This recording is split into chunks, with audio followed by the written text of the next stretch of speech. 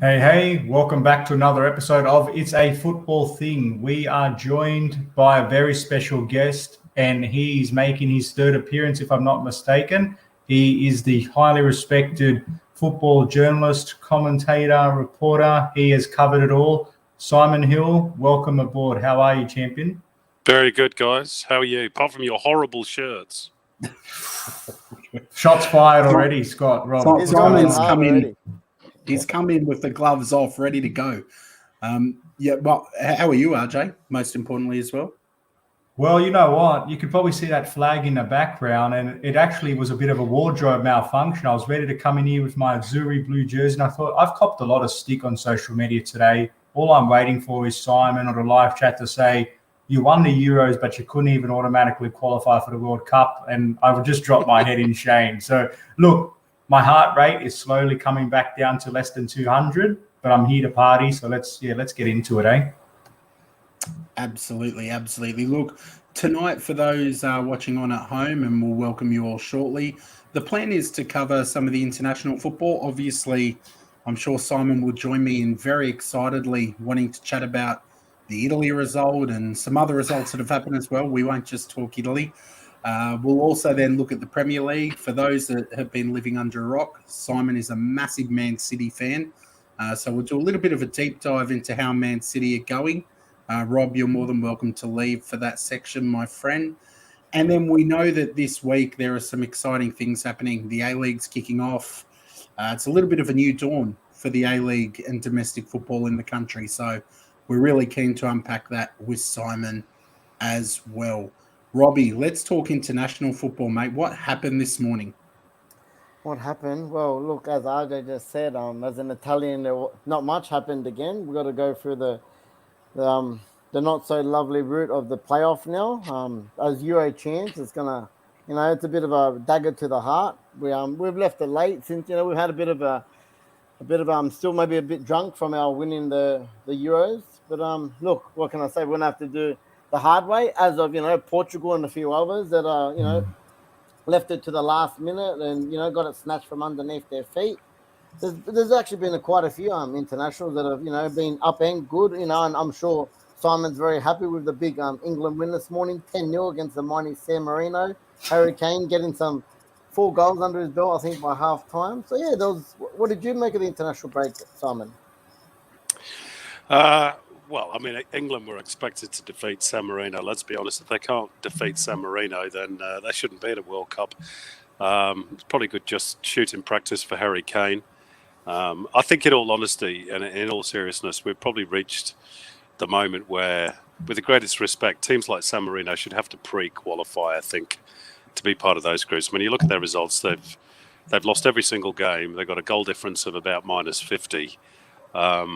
They've really got no business in being in that part of the competition, I don't think. And it's not disrespecting to them because, it can't be doing their confidence any good to turn up every time and get hammered 7-8-0. But, they're a tiny country, and maybe it would be better if they had a pre-qualifying tournament for the smaller nations like Gibraltar, like Andorra, and boost their confidence up a bit, get them used to at least winning a couple of games. But anyway, that's a different story. A bit surprised that Italy didn't go through automatically, but I know from experience, I've been to Belfast on a few occasions. I've been to Windsor Park, and it's pretty hostile. It's only small, but it's pretty hostile. It's not in a particularly nice part of Belfast, and I can't imagine that they got too much other than a nice cup of tea at halftime, the Italians on their visit. So, but I'm still sure they'll go through the playoffs. I see Roberto Mancini's been very bullish this morning, saying we're not only going to qualify for the World Cup, we might well win it. Well, look, I love the confidence. What happened with Ben True, I'm sure he doesn't want to look defeated and want to have as much positive vibes as possible for March. But he's got it, It all at Man City. Yes. Well, you know what though? He's got a point too, because when it does come around in March and whatever, I dare say we will start having some of the more key members of the squad return by then. You can't predict the future, of course, but in all likelihood, we will get some of those key players back, which should help the cause. But it's good to see, on one hand, some of the big players are being humbled, which then brings in opportunities for other fairy tales to come to the fore. And you looked at the Serbia-Portugal game. I know they're not a minnow country by any means, but what a finish. We call ourselves, it's a football thing, scoring away to seal your country's entry into the World Cup. Now, that's a football thing. That was unbelievable. Did you see the scenes of that game, Simon? What did you make of Serbia's win? Absolutely. And sort of poetic justice, wasn't it, for Mitrovic? Yeah. Because he missed the penalty that saw them knocked out of the World Cup. Was it the World Cup? No, the Euro qualifiers, wasn't it? For 2020. So, again, it just shows you that anything can happen. And I guess the big question now is, and I don't know the answer to this, is the draw for the playoffs, is it just an open draw? Is it pot luck? Because what if Italy draw Portugal? Wow. One big football nation is going to miss out. And that would be a pity, really, because they're two great countries. But, you know, I'm pretty sure it has to be an open draw, doesn't it? Or not? As far as I know, there's going to be 12 teams all up, going to be split into three groups of 4. There's going to be a seeded team in each. It's going to be 2 semi-finals. It's going to be semi-finals and finals with 3 going straight to the World Cup. So, yeah, 3 groups with 2 semi. Are they playing it in groups, are they? Yes, so that's 3 groups of 4. It's like a mini tournament sort of. So that's a departure from what they've done in the past, where it was just home and away. I wasn't aware of that. That should make it easier. I've got to work out still with the seeding system if it's going to be seeded off the ranking, the FIFA rankings, or if it's going to be seeded off the position of the qualifying. I think it's off their position during qualifiers, and things like goals for, goals against all come into it. But before we dive any further in this, there's a lot of people who have said hello in the live chat. Just want to quickly acknowledge some of them. I'm going to do this really quick because we don't have Simon for too long, so we want to make the most of it. To Claire's here. Welcome to Claire. We've got Tom from the United Pubcast. David is here. Daniel and Ben. We've got Master Yoda's in the chat who's joined us. It was nice to see you last night. Zevio Genius in here. Plenty in here. We've got Martin joining us for the first time. I know he's a big Spurs fan. You're still welcome here, Martin. Just kidding, Martin. We've got our man from This Is Football. We've got Emad, Dave, big Portuguese fan. I want to ask you about this, Simon, and you boys. The disallowed goal for Portugal. I looked at that. It looked to me like the ball was over the line. It was definitely over the line. Yeah. But the crazy thing is, and I don't see how FIFA let it happen, is how one game was allowed VAR and another game there was no VAR. Surely it's got to be at a bit of an even playing field there. It's crazy. Well, the other question is, I mean, in the Premier League, of course, they use the chip in the ball, the goal line technology. I'm not even sure if they use that in those qualifiers, but if they don't, they should do. Again, with the naked eye, it looked very clearly to me as though it was over the line. But you know, there's different angles, and we didn't actually see a definitive camera angle that was side on to say, yep, it's over, or no, it's not. So it just baffles me, and this is why I have I'm sorry to get on my hobby horse, but this is why I have a problem with VAR, because if it is not uniformly used, and if the fans at home or even inside the stadium cannot see clearly what is right and what is wrong, then what is it there for? It shouldn't be there. I'm happy to go with ref's call. And in this case, the ref, you know, his officials thought it wasn't over the line. Okay, that's fair enough. I think they might have made a mistake, but, you know, I can live with that. But what I can't live with is when we have all this whiz-bang gadgetry at our disposal and it's used inconsistently. And it's always been the case because you've still got humans operating it. So that's always been my beef with VAR. But goal line technology should be very straightforward. You stick a chip in the ball, the referee gets a bleep in his watch to say, yes, goal, or no, it's not. Why wasn't that in operation? It's absolutely foolproof, you'd think. But, you know, with international football sometimes and FIFA, things aren't always what they seem. I know there's been some discussion that we were having with Claudio Fabiano the other day, RJ. I'd love to know Simon's thoughts on that. Do you want to ask him? Is this in relation to our World The Cup World sort of Cup, frequency? yeah. Yeah. So obviously, Simon, the big talk of the town, one of the many big ticket agenda items is around Arsene Wenger's wild proposal for the World Cup every couple of years. And I know that EPL clubs all came out unanimously against that concept. But in our discussions with Claudio from Optus and the Gegenpod, he was talking to us about his chat with Arsene, and he gave his reasons for it and said how it's going to help benefit the collective football community and the places less strain, or balances out the playing field for those having to travel far and wide. But ultimately, it comes down to what Scott's gesturing: money, money, money. What are your thoughts on that sort of proposal? And are you open to it at all, or not really? No, I'm not, but it doesn't matter what I think because they'll probably do it anyway. But I don't think it's a good idea. The World Cup is special for the reason that we only have it once every 4 years, and it's a big party, a big festival. And now I hear this talk of, maybe some countries won't play in every single World Cup. They'll get a World Cup. Are you serious? First of all, they're expanding it to 48 teams, which to me is too many. It's not just about money. This is about a power struggle between FIFA and UEFA in particular for control of the game. UEFA are obviously the dominant confederation because that's where the big clubs of the world are. FIFA want to take control of more of these big events so that they can make more money and be the dominant player. And I get it. And look, I love Arsene Wenger. I've interviewed him a few times many years ago. An absolute gentleman, but he is working for FIFA now. So of course he's trying to push their agenda. And look, the World Cup is so special for everybody because it's a rare event. The moment you make it, to a penny, it becomes less so. So sometimes I think football authorities have got to realise that less is sometimes more. Absolutely. Maintain an event being sacred. I feel like it would just be a commercial overload with that. But looking at teams that are performing well, I want to flip over to the EPL. Your boys, Manchester City, I know this is probably going to sound funny, but I still feel like City, even though they're a powerhouse, are sneaking under the radar. A lot of people are talking about Chelsea and Liverpool, where City are just dismantling teams for fun and they're tucking away with brilliant results. How are you feeling about City so far this season? And you're more than welcome to point out the derby result against United as well.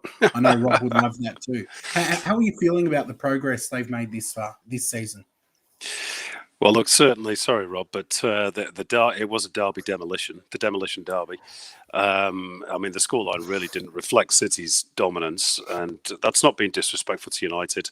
But it did also underline that there is still a little bit of a flaw with City, and that is that everybody knows we don't have a striker. We're playing with a lot of players who can score goals, but we don't have that 20-goal-a-season striker at the moment.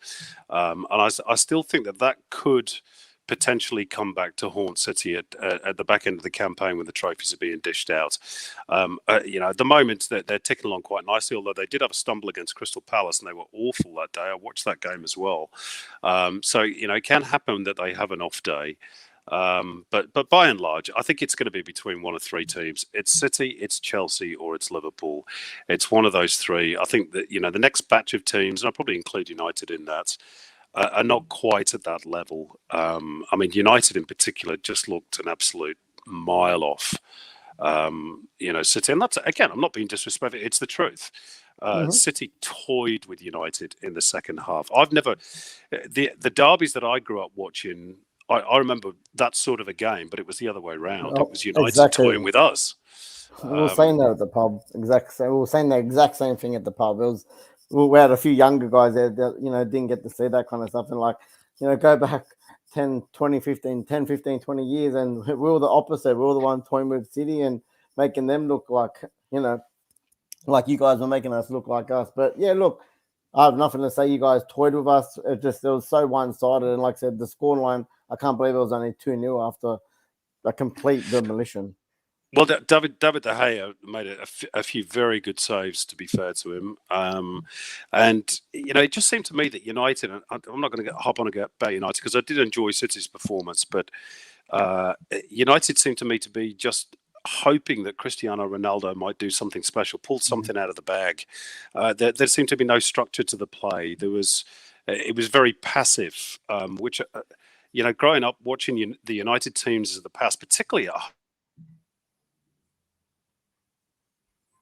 Has Simon frozen on you guys as well? Yeah.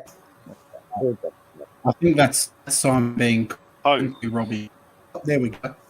weren't the dominant team. So, are we back? Yeah. Yeah. We've got you back now, Simon. Feel free to skip Okay. this Manchester Still part. here. It's all good. No, we're good. Look, I've said enough. Simon, Yeah. I mean, obviously we've got a few Chelsea, United and Arsenal fans that come to this channel, with those being our teams as well. Just maybe a couple of words on Chelsea and how you think they're looking under Thomas Tuchel at the moment. Well, I said when Tuchel took over, you could see with what he was trying to do, even in those early stages, was to make them much more difficult to score against and therefore much more difficult to be beaten. He started, a back to basics approach, and I think they're still there. Although I have to say again, when City went to Stamford Bridge, we absolutely played Chelsea off the park, even though it was only 1-0, which again sort of underlined, what our problem is. But by and large, Chelsea have got great depth to their squad. I think Lukaku is an excellent signing. Mason Mount appears to have come on leaps and bounds, similar with Reece James. Jorginho, if he could take a penalty, he'd be an absolute world beater. They've got quality all the way throughout their squad. And that's why they're top of the shop at the moment. But whether they'll stay there, remains to be seen. As I say, I think City and Liverpool will push them all the way. But they've got a very it's one of those things that City, that game there where City came to Stamford Bridge. That's probably the only game where I felt genuinely inferior. Like I felt we were just very within ourselves, and partially attributed to City coming out with confidence and trying to get some much needed confidence after losing 3 in a row against the reigning European champions. But the reality is that they played us off the park that day, albeit for all of their dominance, their goal came via a bit of a deflection. And again, they could have easily walked away with a frustrating 0-0 draw, and Havertz had a goal disallowed for an offside. So again, it's not always a situation where performance equals result in terms of the general ebb and flow of things. But City, when Simon comes back on, we'll get his thoughts on it. But just reflecting on City's deep dive, for me, they are a team that's missing the focal front person. But match week 11, they haven't really got someone. Simon, I was just complimenting City for all their dominance against Chelsea, but even in that game, they, despite absolutely outplaying us, they only walked away with a 1-0 win via a deflected effort. So again, City are missing that focal point up top, but not having someone in that central striking position. I know Jesus is there. They're doing pretty well, notwithstanding the very large gap. But I dare say, come January, if the situation doesn't improve, I'd be surprised if they don't dip in the transfer market and look to see what's available to try to plug that hole. What do you think? Yeah, look, I've taken the headphones off. I might have to make it work better. Hearing a lot of crack in the background, by the way, but anyway, Look, we've lost him again. It's everyone in the live chat's blaming Rob, saying that Rob's sending viruses over to Juju's. You know what? When he does, if he manages to reconnect, I really like to ask him about my boys as well. Because you know that when we first talked to Simon earlier on in the season, Arsenal were looking like they were in a very different part of their journey. But it would be nice to see how Simon feels about a bit of evolution there. I'm not sure. Hopefully we get some more luck. That seems to be a little bit crackly, Simon. Can you hear us okay? it's very crackly and it keeps dropping out, so I've no idea what the problem is. But anyway, it's back to now. Well, we'll do the best we can. We've got you there. We are still getting a crackle, and it might cut you out again. We'll just have to see how we go. I don't know if the headphones are maybe playing up a little bit. But I was just saying to the boys, Well, I've obviously, taken headphones off, so I don't know what the issue with that is. that's all right. Let's get the as long as all the little glitches are out of the way before the A League season kicks off, we can afford that, right? No, Yeah. Yeah, look, it's, how are you feeling? Let's skip to the A League, Simon, because I know your internet's playing up a little bit. How are you feeling about the new dawning for the A League with Channel 10, Paramount? Do you think it's a new era? I think I just about got that. Yeah, look, obviously it's a new era. We're hugely excited.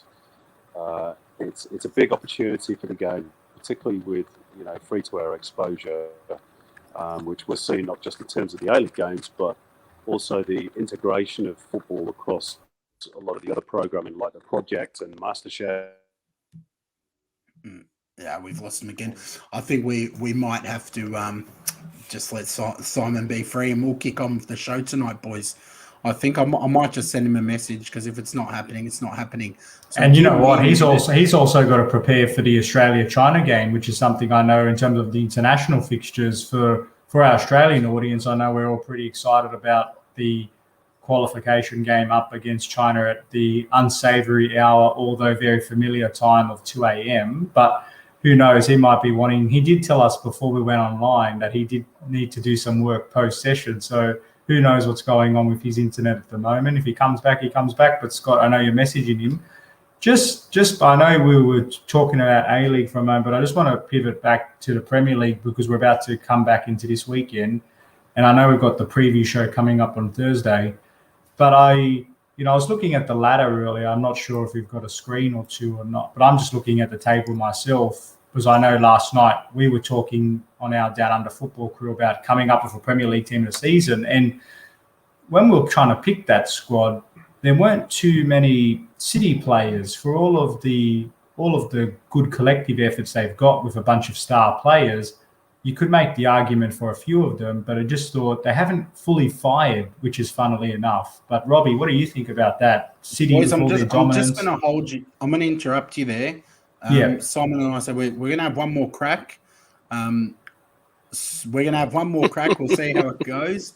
But if not, we know Simon's got plenty of work to do, and he's a busy man. So if it cuts out, it cuts out. But if it does, Simon, just on behalf of us, because we may not get to do it later, we appreciate someone like you always making time for football content creators in this country like us. And no problem, guys. Anytime we've ever made contact, you've always been absolutely phenomenal and willing to come and help us out. So we appreciate that. And if it disconnects, it disconnects. We're all football family, guys. That's it. Well, look, let's jump back to it, because your internet seems pretty stable at this point. The A League, it's kicking off. We've got a new season. It's a new broadcaster. There's the amazing Keep Up app that I'm going to show on the screen soon.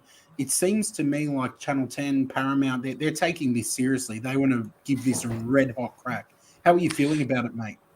Yeah, look, absolutely. I think they do want to give it a red hot crack. I mean, they've invested a lot of money over 5 years. They've taken an investment in the league itself. So they are literally invested in the future and the success of this sport.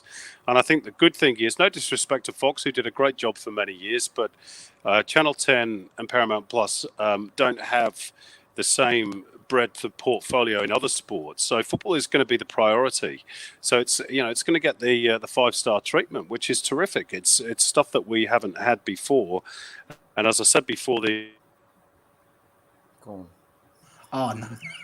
But I think we could get the general theme though. He seems to be quite complimentary of where the A League's heading, with 10 and Paramount and all of the investment, because for those who are talking about this Keep Up app, it's basically an online portal which your one-stop shop for everything A League's football related, and it's got everything from editorial articles with interviews with players. I read one a couple of hours ago on Jackson Irvine, and I've got to say, we're football content creators here, and I know Rob signed up to it. I'm pretty sure Scott has too. I found it to be quite an easy-to-use app and very, very easy to navigate and quite intuitive. So, like you said, Scott, I think the broader point, and I think Simon was agreeing with you, was that that they have interest, financial interest. They've got some skilled people in the background working together, and you can see that they're really trying to coordinate together to try to tackle some of the other bigger sports in this country, obviously rugby league, cricket, union, and the like. So even as someone who admittedly, we live out in the Macarthur region, Scott and I are Macarthur Bulls fans, Rob's a Wanderers fan, at least from my perspective, I haven't been as heavily engaged in the A League. I've been very on and off, but I've got to say, with the excitement that's been building as a result of this rebranding, I'm too going to give it a bit of a red hot crack this season and try to get more involved. And I'm not sure what you boys think about that. Yeah, look, I'm pumped to really try and make a good crack at it this season. I know I've kind of been in and out of the A League a lot, but I know this season I feel like, and this might sound silly, because 10 Paramount seems so pumped about this, I'm feeling pumped about this as well. Like I know we're going to get top quality broadcasting, and even though Simon's internet's not first class tonight, we know that him in a commentary booth certainly is, and the team they've assembled is quite good. So, yeah, I'm pumped for it as well. We'll have to get down to some games this season, RJ. Yeah, for sure. Robbie? And actually, Robbie, I'm sure you're keen to check it out as well. Yeah, look, I think the beginning of any season is a bit of excitement, especially when there's, like I said, someone like Paramount and 10 actually, advertising it. Normally in the previous seasons, it's a week out from round one and no one even knows that it's about to kick off. But yeah, it's been, like I said, the past month, I think they really started to try and get it out there, push it out. I know it's Sydney Derby, first round, that's always, especially for people in the West, that's going to be a big game. Get to. It's just, I think the thing with them is it's got to be the consistency, because everyone always, it's easy to start off a season pumped up and stuff. So hopefully the quality from not just the A League, like I said, I'm sure Paramount is going to push the quality as well to get enjoyment to everyone. So yeah, look, and it only helps when you're getting people like Daniel Sturridge as a proper marquee player as well, man, because it's been a while since we've had your Shinji Ono's and Del Piero's. That's what I mean, man. He's going to put bums on seats, and that's what happened back when you had the Shinjis and the Del Piero's of the world.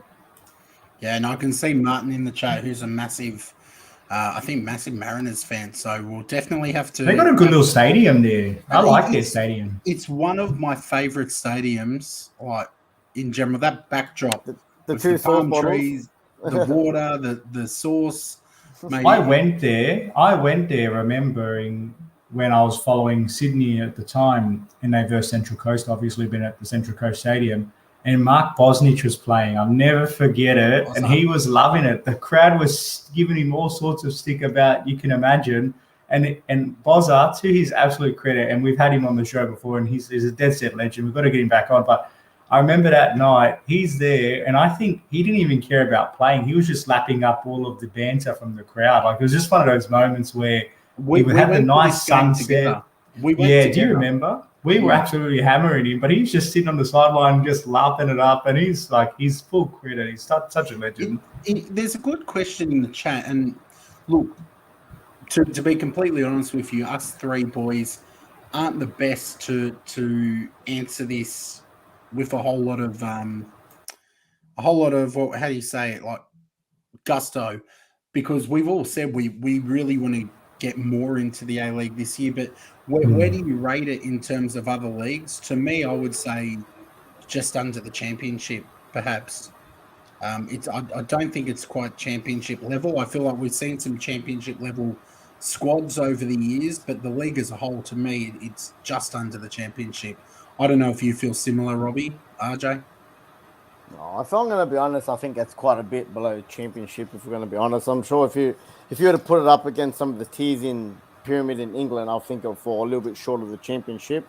But look, it's a growing league. If you go back 10 years ago when they've pumped a bit of money into it, it's growing. You know what I mean? It's still the thing that hurts them. I think the seasons hurt them. I think the off season that's nearly bigger than the actual season, that's a bit of a hurt for them as well. But it's a growing thing, man. Like I said, bring in more marquees and getting good quality football is only going to grow the game and increase the quality of the football as well. So, yeah, look, I think it's a bit hard if you're going to put it around the championship.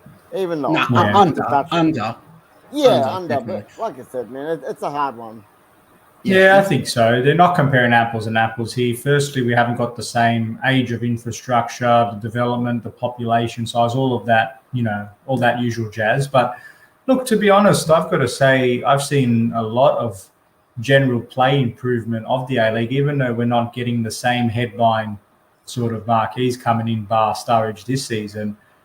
Like you compare the first 2-3 seasons of the A League from back yesteryear to now, and they're chalk and cheese in terms of the actual quality of football. It's a lot better rather than just hoofing the ball upfield and having a physical battle.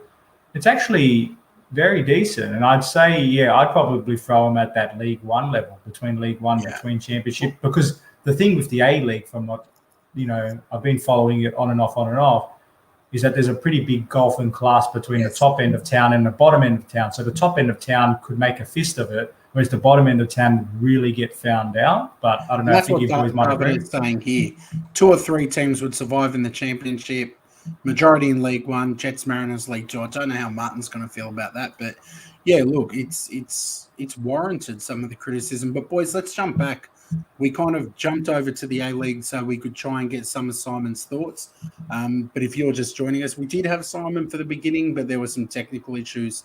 He did a Man United, mate. He just collapsed in on itself. What happened? Absolutely could have collapsed before the United chat, but anyway. Rob hacked him because he didn't like the Man United banter. I think it's the Mo, mate. It's the Mo that scared him away. I want to talk about this because we have not had a show since Steven Gerrard left Rangers and jumped into Aston Villa.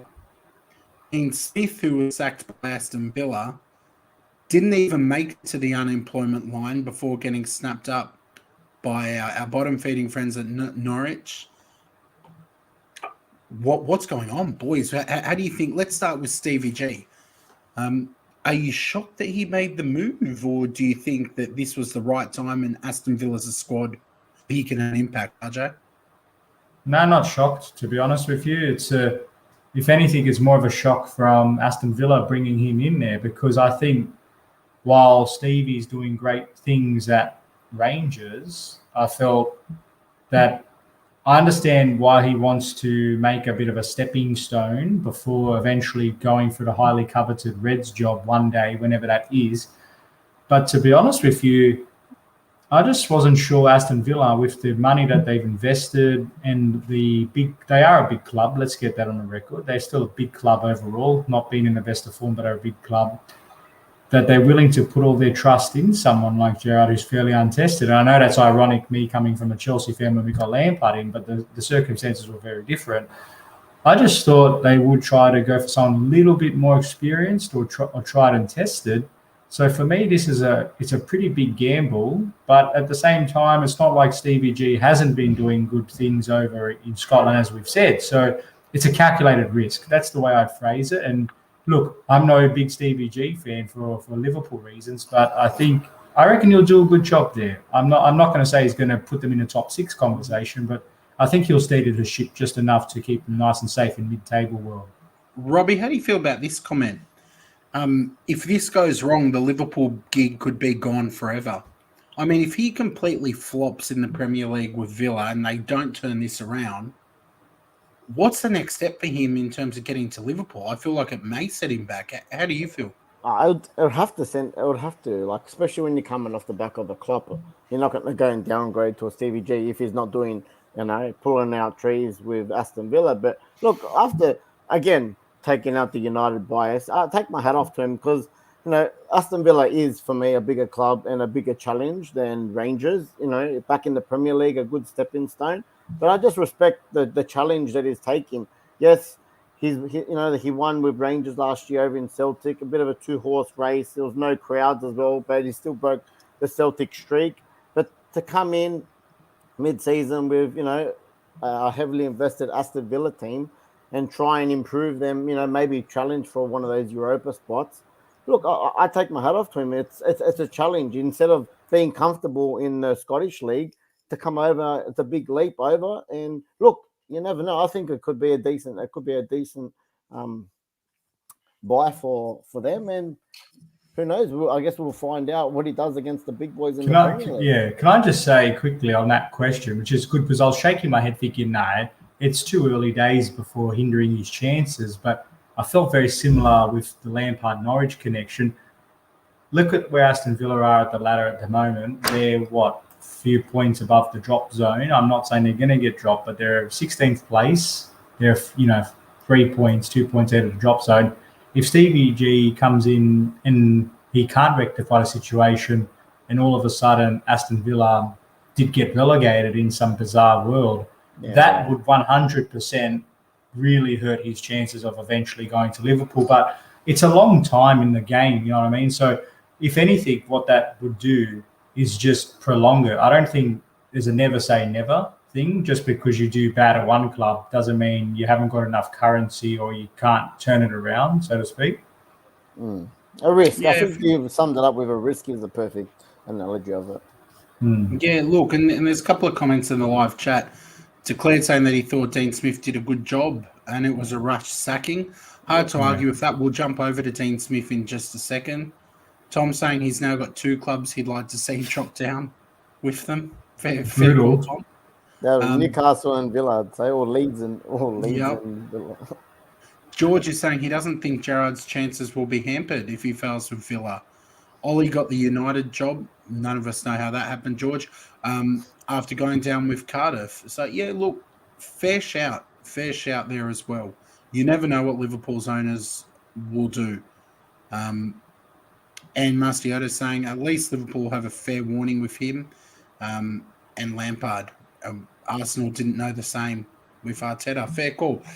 Dean Smith, then, on the flip side of managers who have moved, he literally didn't even make the unemployment line, boys. Are you shocked at how quick he was snapped up, or was this perfectly expected, Robbie? I think it's good business from Norwich. I think it's, it's a safe business. It's a good chance for them to maybe turn things around and try and stay up. And if they don't stay up, I think he's the perfect manager to possibly, keep them on top of the championship and straight back up promotion if they were to get the drop. Like I said, I agree with you guys. I think Aston Villa's sacking was a bit of a knee jerk. I think it was a bit early and a bit of disloyalty there for me for what he's done for them. So yeah, look, I think Norwich seen their opportunity to say, hey, we'll snap you up. Obviously Farker wasn't getting the job done. They've had a bit of a history between them, but I think Dean Smith is definitely a safe option and someone who can possibly get more out of this team. And who knows, they could possibly do the impossible and stay up this year under him. RJ, shocked he got snapped up so quick? No, and I was going to just say tongue-in-cheek, Chelsea would have turned around to Aston Villa and said you should have fired him 4 games before the one he got sacked. Once you lose one game, it's all over. So, look, for me, it is shocking. I applaud Villa on one hand for being decisive, but then I think on the other hand, it was a rectifiable situation. There must have been something going on there where they just thought the recovery wasn't just going to happen with him. So probably best case scenario for all parties that he did leave. But yeah, I agree with Rob. It's good business for Norwich because it's not like if no other clubs hadn't got rid of a manager, they'd be in a bit of a pickle trying to find in someone quickly. But someone of his caliber and what he's done with a team that's had a very similar ascension back into the Premier League, he knows what it's like to take teams that have struggled to find their place in the top flight. So, Rob, you say the impossible, and I get what you mean because of where they are and how awful they've been playing. But the reality is they're only a few points out of safety, and there's 28 games to go or 27 games to go in the season. So Dean Smith's got plenty of time to turn this around, and if he does, his stocks are going to rise tremendously. And again, from a risk perspective, if they go down, because the odds are they are going to go down because of the way they're playing, nobody's going to blame him for that because he's inherited a bad team in a bad start to the season, and he's survived the championship in flying colours, so he knows how to get the job done. So everybody's in a safe position, and I think Norwich traditionally do give their managers time to actually find their feet. So I actually think this is a very smart acquisition, Scott.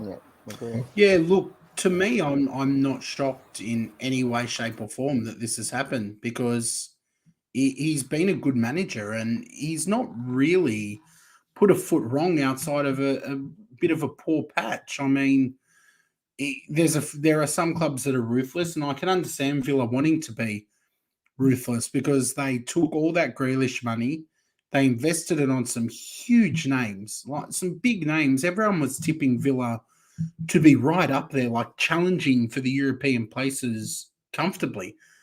But now we've seen that it just didn't happen, and they didn't want to muck around. So I do wish him well because I quite like Dean Smith. I hope he can turn them around. It will be very, very interesting. Yeah, if Gerrard went down and Dean Smith stayed up, that would be so sad. Holy moly! I've got nothing. I've got nothing to say if that was to happen. Boys, I want to show you something. You may have noticed I've been quickly working away on something in the background, and this is mainly for you, Rob, and for the people in the live chat. Here we go.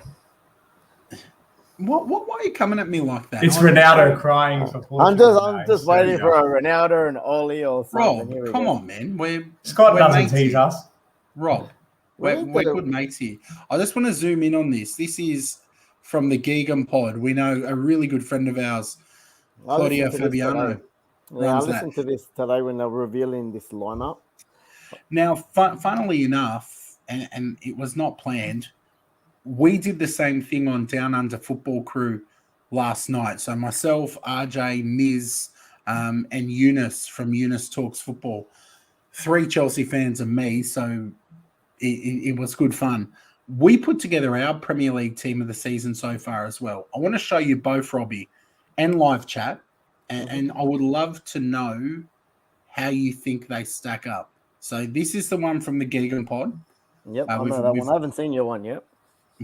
So I think the key takeaway, Scott, is that I'm going to talk to Claudia after this. The Geegan Pod have copied our concept, and I'm sure we're the first one to come up with a Premier League team of the season concept. No, but it was actually quite entertaining, I thought. It's funny that we did it at the same time, but that's their team, right? Have a good look. There's plenty of similarities, which is refreshing. It's decent, very decent. All right, hold on. Give me a minute to change over my tabs here. So that's theirs. One person I'd be changing straight away in that team, but yeah, I'll see if you guys have. Yeah, I wonder if it was the same one that I thought. For me, it'd be Reece James in for. Yeah, 100%. Well, he's a good forward player. Let's have a look. I've just got to zoom in. I hadn't finished it. I was trying to transfer it over. It's not the best picture, but you can see there we've got Mendy in goals, Reece James on the right, Cancelo on the left, Gabriel, who I had to fight to get in. Wow, that's a massive call on that one. Yeah, well, you explained it pretty well, Scott, to be fair, because we were debating Christensen and Gabriel, because obviously Chelsea's defence has been rock solid. That's why we were arguing the centre-backs. But like you said, when Gabriel came how's in... Maguire not in that team, boys? Yeah, he's too good. He's too good. You know what? If only Maguire played Albania or San Marino every week, he'd probably be in this team. But look, the way I justified Gabriel was, in the first 3 games without him, Arsenal conceded double digits. Maybe not double digits, but felt like it. Since he's come back, we've conceded 4 goals. 2 of them came in that one outlier against Crystal Palace that was just not a game. Now, have a look at that team. We've gone with Kovacic in there. They've gone with Tielemans. It's hard not to have Kovacic. I mean, Chelsea are flying. They're top of the league. We did throw Tielemans, but we did say Tielemans was very lucky. Yeah, I was a big proponent for him. And I thought he was very unlucky not to make the team. But it's hard, man. There's only 3 positions. It's a bit blur, man. Who's the left winger? I can't see who it is. Ben Rama. Ben Rama. Oh, okay, Ben Rama. Okay. And we had Rafinha in there first, didn't we, Scott? This was a tough position to pick. Sorry, I can't make it any bigger. I wasn't prepared for this. Rudiger's in there as well. Right. I thought we'd still have Simon for this long, so I just wanted to chuck this in as a point of interest. Robbie, this team or the Geegan Pods team? The main differences are Rafinha on the left for them, Benrahma for us. Mm-hmm. We've got Kovacic in the middle. They've got Tielemans. Trent versus RJ. RJ. Yeah, RJ definitely gets in 100% for me. Of course I do. I think I'd go Rafinha if I had to choose. Okay. I did like Rafinha. Who else? We did they had have him different- originally, but we got rid of him for I think Benrahma. Kovacic stays, and Conor Gallagher, he's been really good, and Declan Rice has definitely got to be there. Salah, obviously. I think the only one. Antonio's been great. I think on the Gagan pod I was listening today. I think Vardy was a challenger. And obviously, as a United fan, Yes. like I know the numbers haven't been amazing, but who wouldn't want Ronaldo in your team? But look, Vardy as a pure striker, and this season on form and goals and assists, he's definitely got a challenge there. But look, again, Antonio has delivered, and West Ham are third, so we can't really argue with that as well. He's definitely And Bernardo, yeah, this was a tough one. Yeah. Bernardo Silva. Look, I think the thing with City is the boys are saying this today as well. I think the rotation hurts them so much. Like just they're in and out. Besides, minutes. Cancelo has been the most. He's been amazing. He's been probably the most consistent. And like I said, his contributions to goals and assists, he's definitely got to be in there. But I said besides that, I think Foden's name got thrown around. But again, the rotation kills City. They're in and out, and they've got that many players. They kind of share it around. Are you shocked there's no Fred, Robbie? Jesus. If only Fred could be deported. That's what I would. Him, Leave Maguire, him sure. alone. They're in the ultimate Wait, I team. think look, if we're going on thing, obviously Mendy's got a great defense in front of him, but if we're looking at things, I think honestly De Gea's, if we're looking at how much he's saved United, if you're actually looking at a goalkeeping thing, his shot stops, how much he saved, the points he saved United, and got him out of the crap even worse this year. I think there's a shout for De Gea to be in. Boys, you're both wrong. It's super Aaron Ramsdale. Look, England's number one. Aaron Ramsdale's in great form, but look, how many games has he played this season? I think that's what hurts him. Robbie, which team do you prefer? And live chat, feel free to tell us. I'll show you the two teams again. This is the Down Under Football Crew team. So this is myself, RJ, Miz from the other side of the coin, and Eunice from Eunice Talks Football. This is our team. Have a good look. Take it all in. I get the better decisive pick, but don't I? Yeah, well, depends on who you pick. That's right. And let's look at this just once more, because I'd like to I didn't sleep well when I knew that. It's funny, isn't it, though, because you look at their team, it's almost like the inverse of all the players we spoke about and just had to flip a coin over, basically.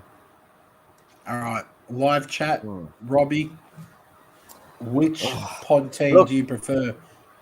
Gun to my head, I'm actually going to go with your team if I'm being honest. But I really would have wanted, if you guys had Rafinha, would have been easily. But I will go with you guys. But I think Rafinha should be in there instead of Benrahma. And look, if I had it as well, I think Diaz should maybe be in there as well. Over Rudiger. Yeah, really. No, not over Rudiger. Over Gabriel, yeah.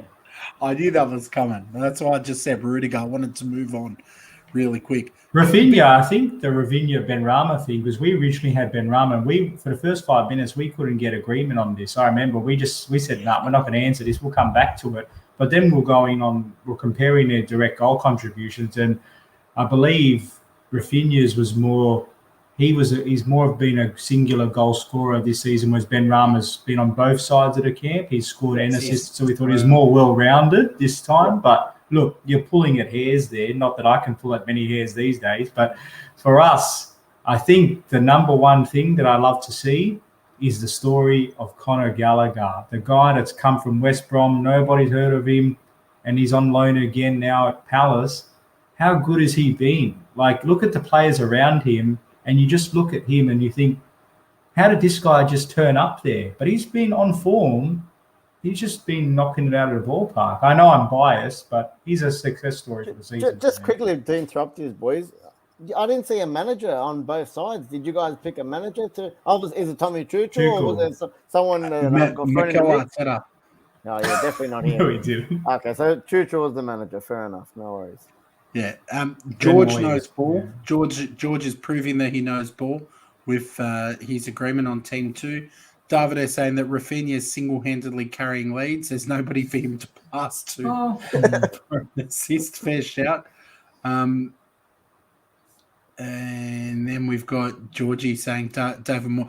We did say it's I think that's a shout, man. Flip it a coin. Yep. Tommy Quickle. And Mr. Sparks just giving Gabriel some love on there. So we did debate plenty of players. It was fun to do. I can't wait till we do it at the end of the year. We'll have to But do a boys, five-a-side too, I reckon, too, boys, down the track. last as time well. we did it, I've learnt my lesson. The first time we did a five-a-side, for those who are new to the channel, me being someone who is slow, so naturally respects defence, decided to put some players in there that could tackle. Rob went for the show pony team with just all goal-scoring attackers, and everyone voted for Rob's team with no respect for defence. So if we do it again, I'm ranting now. I'm ranting. This is me ranting and raving. I'm just going to go for the flashiest team possible. I'm not even going to consider defence, mate. No one cares about us. Just pick 5 Ronaldos, mate, and you're right. That's it.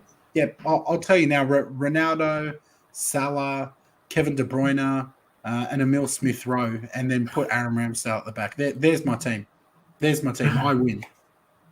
I'm still salty. Can you tell that I was really upset that I got the least votes? Unpopular opinion. I don't think Kevin De Bruyne has pulled up any trees this year, if I'm being honest, man.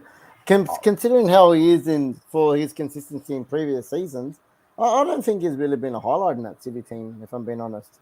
That's the scary part. The fact that they're not, and he's not hitting the ground running. Imagine when he does. So honestly, I'm quite happy for him to be flying under the radar. But that's the problem with a team like City, is even if he's not the one steering the ship, you've got other quality players that are pulling up the weight for him. So I don't know, for all of the talk about them lacking a striker, and I'm very much in that camp, there's still a threat each and every time. When they want to turn it on, you're very hard to play that. It's just a matter of them beating themselves in some respects. I don't know. That's what makes it so entertaining, so open this season. Boys, it's been an interesting night. It's been an interesting night. We've had some internet. I've dropped out a couple of times. I don't know if you noticed. We had Simon Hill here for a little bit. Started beautifully. Then the internet got in the way. But I'm thinking we do these quick fires and wrap this bad boy up. Live chatters always have been buzzing. I did want to give myself a little bit of a shameless self-plug. You may notice that I'm wearing my best Pablo Escobar moustache tonight. I am not doing this to reverse the facial hair that Rob has on and do the opposite. I've not kind of gone from here to here, like flipping it up. I'm taking part in Movember, and for me, Movember is something I've been doing for 10 years. I do take breaks every now and then to give the missus a year without having to look at this mug. But it's an important cause, talking about men's mental health and, prostate and testicular cancer. Movember do great work. And look, if you would like to consider, even a small, tiny donation would go a long way to helping. I'm on track to hit my personal best fundraising this year. So I have put the link in the description. If you had a spare $5, $10 that you wanted to chuck at it, please, would love you to do so. But boys, quick fires. Are you organised for them, or do you want me to go first? And live chat, jump in, join in. You go, Robbie. You're ready. I'll go first. All right. Outside the EPL, your favourite derby? For me, it's Celtic Rangers. It's the Old Firm, because that was, it's huge, and it was the first overseas derby I ever watched live. Celtic won that night, 1-0. Scott McDonald in the last couple of minutes, so that'll have a special place for me.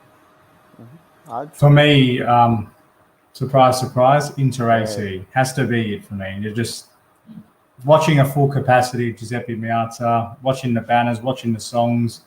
It's just something different, man. It's unbelievable. I love it. Look, as a bit of a Juve fan too, obviously us versus Inter, the Derby d'Italia is always a big one. But look, I know the A League starting this year, so just a quick one for the Sydney Derby. Look, I've been to nearly all of them since the Wanderers came in, and there's been some electric ones. It's really nice how everyone kind of gets into the atmosphere, and it's a very unlike Europe, how it's pretty much a 50-50 down the middle for the capacity compared to a little away end. But look, they always put on a good show for an Australian event. So I'll put that in there as well. Oh, look, Daniel's thrown an interesting one in. Daniel, wrong code, man. Wrong code. There's always a random South fan everywhere. Bunnies versus Bulldogs. Terrible. That's it. And the second one, boys, recent movie you've watched, or a recent good movie you've watched. Red Notice, great movie. Ball. Solid. I was going to watch that. Was it all right? Yeah, I'm gonna watch it too. Yeah, I was starring in it with Ryan Reynolds. It was great. Oh, for me, I'm not going to lie. I'm incredibly boring. I haven't watched any movies lately. I dead set haven't. I've got nothing. I've been watching Squid Game here and there. I'm a bit late to the party, and that's just terrible, man. I tried to watch the first episode of that, and I'm like, that's it. First episode, and I was done. I'm like, how are people even putting themselves through this show? It's terrible, mate. Look, I couldn't watch it with the English dub because the voice. Authentic. It's not authentic. Yeah, I had to turn the subtitles on. I'm trucking along through it. It's not too bad. What about you, Robbie? Did you have? Sorry, I didn't hear yours. No, look, for me, I'm a big Marvel fan. I watched actually 2 of them on the weekend. I watched the Shang-Chi, epic, 10 out of 10, and I watched the Eternals as well, and that was a flop, 2 out of 10. Oh, there you go. Okay, there you go. For me, I'm taking it back to high school, boys. I'm taking it back to your favorite time. What was your favorite subject and why? Very quickly. Easy PE for me, mate. I pretty much had a spot in the staff room, mate, whenever I wanted to. When every free period, I was teaching the kids PE. I was the sporty kid at school, mate. I could do whatever I want, get away with anything in the PE staff room. What about you, RJ? We went to school together. Lie to the audience. Could I say lunchtime was my favourite subject? I was very good at lunchtimes. If those who knew me back then would attest, I'm sure David could definitely agree to you. But for me, keeping it in class focus, I'll throw out. I actually really enjoyed. Funnily enough, when I did my electives, drama was good because you just get to watch movies and do books and just act out stuff, and it was just a good little laugh, man. To be honest with you, I liked other stuff, but I'd throw that out there. Pretty laid back. For me, I would probably say legal studies. Anyone that watches this knows that I don't mind a bit of an argument, bit of a debate. It had to be legal studies. Some of the commentary in that classroom has been. We got Ben saying industrial tech, Daniel saying PE, but becoming a maths teacher. Welcome to the teaching club, George. Maths history was good, mate. Modern history was good too. Food technology, that was always good. There was a few good ones in there. Modern history, PE for Daniel. I only had one to boys, so I don't know if you had one, RJ. You know what? I'll keep it football related, and the context here is, I'm sure we have seen it if you haven't, because the boys and I were speaking about it offline. Ibrahimovic is, oh mate, that's a comment worth highlighting. But for me, Ibrahimovic's shoulder charge in the back of Azpilicueta was a pretty big dog shot. For me, the question to you is, what was the worst foul you've seen on a player? And it could be anywhere, club football, international football, or just one really bad foul that sticks out to you.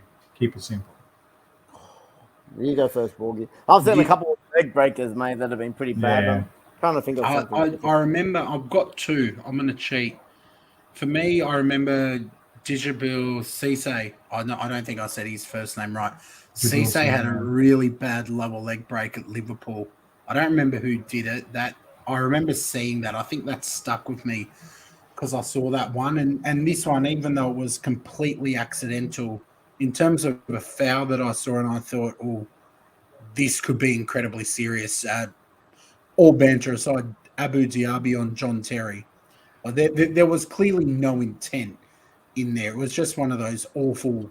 I'm going to write to my mate John Terry on Twitter now and tell him you said that and say that you were laughing at him. So you are. Tell him, mate, I'll fight him. Bring him on. Look, I'm not going to go for an obvious one, boys. I'm going to go for something a bit outfield. You're saying that he's a bit of a grub, Ibrahimovic. Look, when you say the word grub, I think of Luis Suarez, and I'm still going to make it as a foul, but his biting on multiple players, I think, was just grubby and just a hungry player, man. Exactly. Him, Chiellini, the one Ivanovic. Oh, it's just a grub. Even like that time with the whole thing between him and Evra, just a grub of a player, mate. For me, just very quickly, because they are all great shouts, but the Pickford one on Van Dijk was horrific. I thought that one was full on. That was bad. And the Roy Keane one, remember when he studs down knee high? Like, that was pretty disgusting. But yeah, I hate watching those sorts of things. But it just made me think because of the Ibrahimovic shoulder into the back of Aspi. So yeah, we don't like to see it, but at the same time, you can't quite take your eyes off it. So yeah, I've seen this one Tom's talking about. I can't YouTube it. Don't YouTube it. Don't do it. It's not, your stomach won't appreciate it. You thought Squid Games was bad. Yeah, tell you what, this was Shin Games, man. It was not fun. Cantona versus Crystal Palace fan. That's a good shout. Iconic. I know this is your first time joining us for a live stream, mate, but if you're going to make contributions like that, you are welcome back anytime. Even though you're a Spurs fan, we'll take you. Keanes was a beautiful tackle. No, get out of it, George. You're talking nonsense, mate. In the octagon, maybe. I know you're going to be a maths teacher, but something doesn't add up about that comment, mate. It's not right. Kurt Zuma, Luke Shaw. Look, there's plenty of them. But, boys, one thing that hasn't been something that would turn your stomach is this show tonight. It's been a great live stream, despite what's happened, despite the difficulties with Simon Hill. We are so grateful that he joined us. We know he's a busy man, and no doubt he'll be up for that Australia game at 1:30, 2 o'clock in the morning. So we appreciate him coming on. He doesn't need to come and work with football content creators, but he does. So massive credit to Simon. Credit to you boys. Got anything excited planned this week, Robbie? Yeah, well, on Thursday night I should be on set down the South Coast. I got a bit of a family getaway at mum and dad's for the weekend. So yeah, it'll be a bit of the coastal life, which haven't seen for about 6 months because of COVID. So hopefully get some fishing and stuff done. Rob's going to stream right on the big boat and the water, pulling up a big tuna as we're speaking. 100%. But look, just quickly, I know Tom and George and a few of the boys here. I just want to quickly plug, as some might have known, the New South Wales Supporters Club. They're throwing a charity match against the Watford Supporters Club of Australia or New South Wales. Come on, Watford. Yeah, that's it. Look, I'll be there. Tom's there. George there in the team. Look, if Tom's still here in the chat and he wants to drop the link in, I think all the charities going for the Food Bank of New South Wales and ACT. So it's always a good cause. And like as Tom would say, mate, when you got the badge on your thing, mate, it's always a great watch, mate, when you feel like you represented the club, and it's always for a good cause. RJ, anything happening on your end? Just quickly rounding up the charity thing, and mine's on the tail end. Like, you know, for those again on this whole men's health thing, I've been continuing to wear my 10-kilo vest and just sort of promoting the good message of lifting a load. And get behind what Scott's doing, get behind what the Men United Sydney crew are doing, because look, at the end of the day, we're all struggling in terms of just trying to keep our heads above water, and also even financially. I know it's difficult, but if you can dig deep, help out someone, because you know what? There's nothing more selfish than feeling good about helping others, I've found. But for me, on the content creating front, I'm going to try to run a couple of Chelsea-only streams either this week or next week, and also working on locking in another special guest for a couple of weeks' time. So I won't give it away just yet because he's 50-50 or more 70-30, but we're looking promising at this stage. But it's been a fantastic episode, boys. I'm just can't believe it's been another hour plus. Monster stream. The time flies when you're having fun. But as always in the live chat, if you haven't for some reason subscribed, make sure you click the subscribe button. If you're new like Martin and you haven't seen us before, feel free to bring some friends along. Next time we are on the road to 500 subs. That's where we're aiming to hit as soon as possible. Check out all of our information in the description.